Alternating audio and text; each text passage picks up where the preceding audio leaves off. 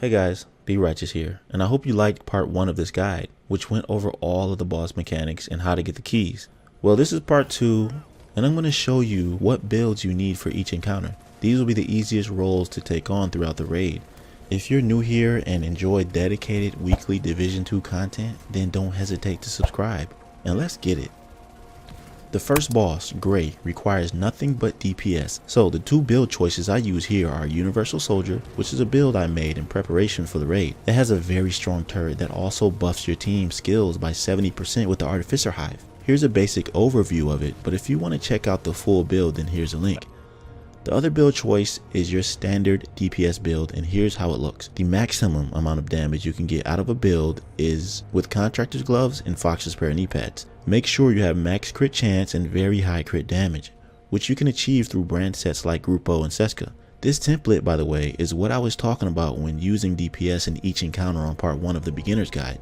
Okay, so for the second boss, Captain Pfizer, my favorite role to play here is in a foundry, where it gets hot. This is the build that I use for relaying codes to the control room and using the water cannon to destroy the train. Look at how long I'm able to stay in this room at 5 stacks with the room's temperature being as hot as it can get. This build is unreleased, and it was initially made for PvP to defend against the chem launcher users. I have almost 100% burn resistance and 1.5 million armor.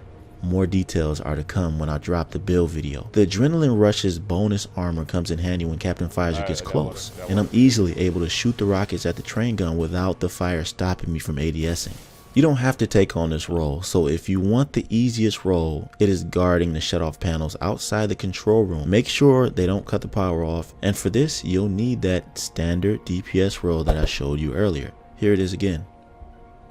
For boss encounter 3, Lieutenant Williams, we have a build that I like to use when going up the rope chain to run diagnostics. It's called Impregnable. I made this build a while ago and it's still viable, even with the minor nerfs that it got. If you want the full build breakdown, then here's a link to that, but I'll still give you a brief explanation of what its purpose is.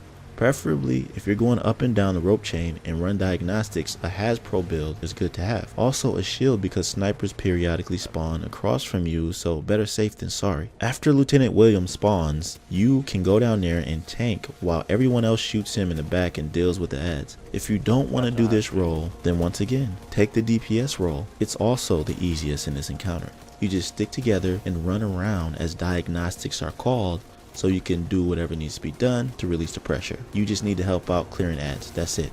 Finally, once you get to Morozova, at the end, the easiest role here is the tank. This role is nothing more than taking the aggro of the Chungas when they periodically spawn, so the team can DPS him. Once he drops the key upon dying, pick it up and place it in the computer controlling the auto turret. Make sure you call out snipers when they spawn on the left and right sides of the train. Also green lasers when you see them, because those guns hit hard. As the tank, you can see the full battlefield, so you'll be able to call these out easy. I also use Impregnable for this, but any high armor bulwark shield build will suffice.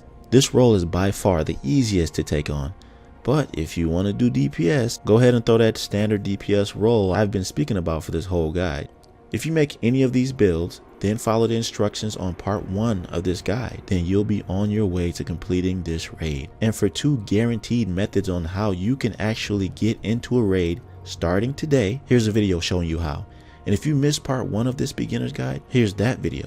I hope this helped you out, and if it did, please drop a like and don't hesitate to subscribe to my channel for more content like this. Until I see you in my next video, be right out.